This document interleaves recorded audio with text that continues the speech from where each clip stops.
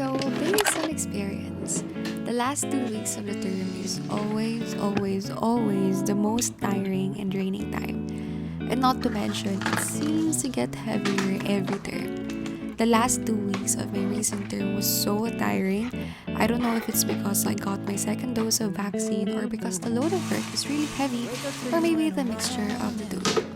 But I just really feel tired, and this day, I don't have the remaining energy to do more work. But I still tried to open my camera and start a video because it has been part of my routine, even if I look like a mess. Oh my god, what's that? Morning look na naman. Wow, ang ganda ng sky. Ganda rin ba ng sky sa inyo, guys? Wow.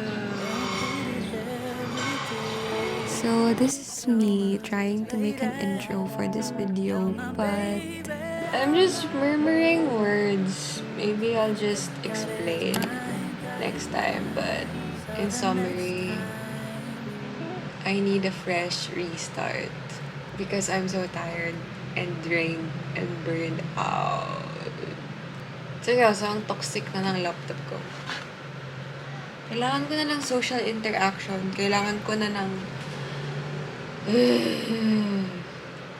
that's why I decided to turn off the camera for that day and eventually give myself what I needed. Ako pa rin to. The next day, di ako nalito. Pasensya na. I've been feeling not so good lately. Feeling ko sobrang burned out. Yeah. I've been staying in bed all day. Sobrang pagod ko kasi hell week namin. As in, drained talaga. To feel better, one of the things that I do is I journal and write everything down. Hindi ko alam kung bakit, but for some, journaling seems baduy. But over the years that I'm doing it, I honestly think it's for everyone. It's a good way to release stress, know yourself more, know why you are feeling that way, organize the thoughts in your head, and it's also a way to express yourself better and be more real. Most of the time that I journal, I start with asking myself, how am I? It might seem a plain question, but I always elaborate more on my feelings. You know, dig down deeper and chinimess. Next is why am I feeling this? I identify the causes of why I am feeling certain things by tracking down what happened the days before. Then lastly, I write my thoughts in my mind, dissecting the different aspects of my life like my faith, my relationships, content, and of course the last 2 weeks of the term. And yep, after writing everything down, I feel so much better. After dealing with myself internally, we move on to dealing with myself externally.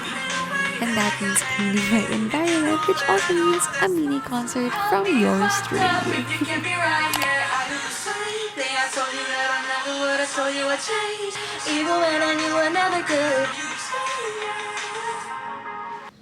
Ako lang ba? Pero ang iksi ng kantang yun.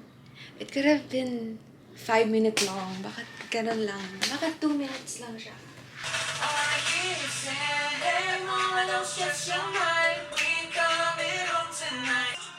Yeah! You can break my heart and still come back to you. Will you be fighting for it all your life? Every day, every hour, take the pain to follow. Kita natin ito, nakakaya na yung ginagawa ko. Babala po sa mga susunod na eksena, makikita niyo kung gaano ako kaduming tao. Well, normal naman ata ako. I mean, tingnan niyo, ang dumi ng floor ko. Bakit ang dumi-dumi mo? Pag nakakita kayo ng ganyan, bining babae may-ari ng kwartong yan. Vacuum time! Ako lang ba nahihilo sa weather ng Pilipinas? Mamaya-maya, ang init-init, mamaya-maya uulan, tapos iinit, uulan, napaka-unpredictable. Parang kayo. Charot. Ready to love stay together? Can we stay together? Ah. Hi, Cookie. Ay, gano'n. Hindi nag-on. Ay, siya nga. Hindi naka-on yung... Hindi naka-on yung... Malakas. Ay, siya.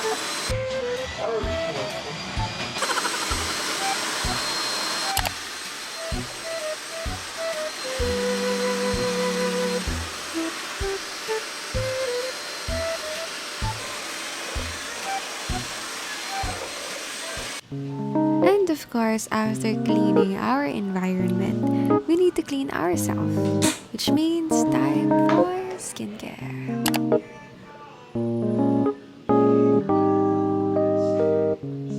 For ilang days, di ako nagsiskincare. Kaya nga may pimple na naman ako eh. Kasi nga, tinatamad talaga ako. Tapos, I've been staying in my bed all week. After ng wax ko. Tapos, samahan pa ng burnout sa ads. Ayun ako. First time ko actually, nakita ko lang sa TikTok na ang ginagawa nila kung nasa bahay ka daw and if wala ka naman daw gagawin and gusto mo i-refresh yung face mo, mag-mask ka daw, kahit mag-sheet mask tapos mag-clay mask ka, that's fine. Pero wag mo gagawin lagi. Kasi it can irritate your skin. First time ko, so sana hindi masira yung skin ko. Nadalawang beses ako nag-mask. Let us see. Pero sobrang refreshing ng mask na yun. Galing yung Korea.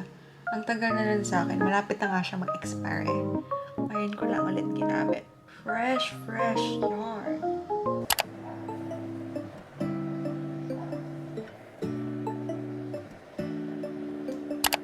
Hindi ako athletic na person, hindi ako mahilig sa sports, hindi ako mahilig exercise, but I must admit that nung ginagawa ko na siya, nung nag-exercise na ako, nag-stretching at nag-yoga, nakita ko yung difference in terms of my mood, sa health ko, sa body ko. Mas productive ako kapag nakapag-exercise ako sa umaga, mas motivated ako, mas energized ako. Although, hindi ko pa rin siya na-incorporate sa daily routine ko kasi, I don't know, hindi kasi talaga ako mahilig exercise. But whenever I'm stressed, it's also one of my coping mechanisms.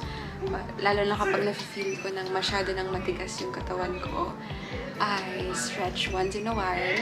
Simple stretches lang actually. I think yung pinaka nag-work talaga sa akin is yung yoga. So now, it's already 6 p.m.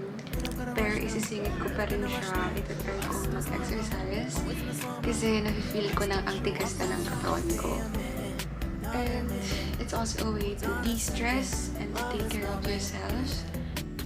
Going 17. Yun. Episode 2. 와이파이! 와이파이! 와이파이 좋아!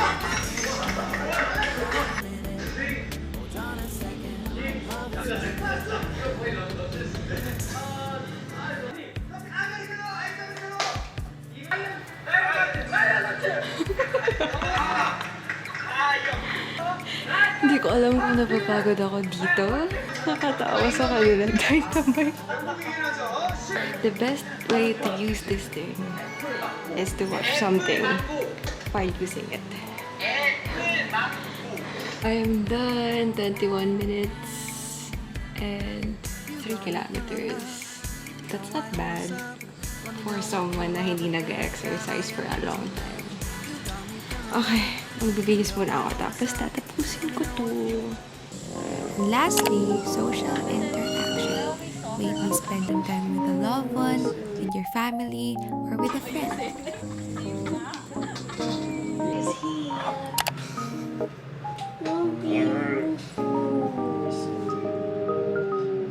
Doon po pala ngayon dito pupunta. Diyos ko nga.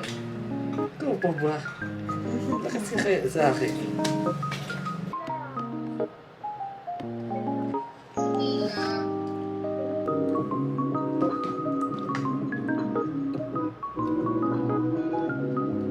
Akala ko mas maputi na ako sa'yo. Hindi mo pa, no? Pag sa camera, pag video call. Morning, Cunnies. You are listening to Esso, aka Big Macca, on Six Radio. It's a sunny day, and you just heard Lighthouse. Yes, it's my station. Why wouldn't I play my own shit?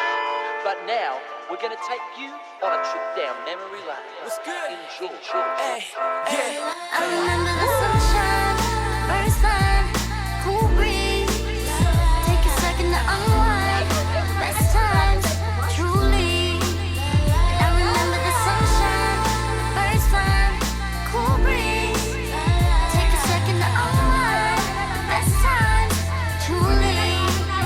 Yeah, I remember when the sun was out and the weather was perfect. My childhood was so good, probably never deserved it. A young one, skipping school just to head to the beach. The girls from class in bikinis were making me nervous. I held it down, acting confident, even though I'm sweating. What's underneath all that material got me guessing. Hoping that my skinny ass body was impressing. Do I play it cool or do I come at it all aggressive? Yeah, right, I was too shy. Man, they probably laugh at the thought. I shrug it off and keep sipping on the drinks that I bought. Fake ID, drinking in the sand, trying to act cool, but really I was terrified of getting caught. Later on, we head to the show tipsy. See our friends play, liquor had me feeling risky. Went in for the kiss and I made it. I left feeling like the man. Looking back, I wouldn't change it. I remember the sunshine, first time, cool breeze. Take a second to unwind. Best times, truly. I remember the sunshine, first time, cool breeze. Take a second to unwind. Best times, truly. Look, and every group had someone always starting the drama. We all knew a kid that got with every girl in the group. We all knew someone that couldn't not laugh at their own jokes. And every time someone couldn't hold their liquor and puke. I was a kid that never felt like you really fit in. I was a kid hoping one of them would choose me. One time they complimented my muscles, so I walked around rocking a singlet, acting like I wasn't cold for 2 weeks. I am going to meet a friend today. At nakaupo na naman ako dito. Weird. I think pre-pandemic ko pa siya last nakita. Hindi pa ako fan ng BTS noon. Kaya sobrang excited kami na magkita. Anyways, malapit na daw siya. So, yeah. Let's go! Look back now embarrassed, but I'm still smiling. Laughing at all the stupid looks I was trying. Like when they put tips in her hair, me looking shook in that chair, low-key, hoping they find it insecure. Are they feeling me? That's unlikely. Is this the best year ever, man? It just might be. Still nervous, everybody else was acting all perfect. Didn't think that maybe they were feeling just like me. Remember the sunshine, first time, cool breeze. Take a second to unwind. Best times, truly. I remember the sunshine, first time, cool breeze. Take a second to unwind. Best times, truly. Yung sa persona.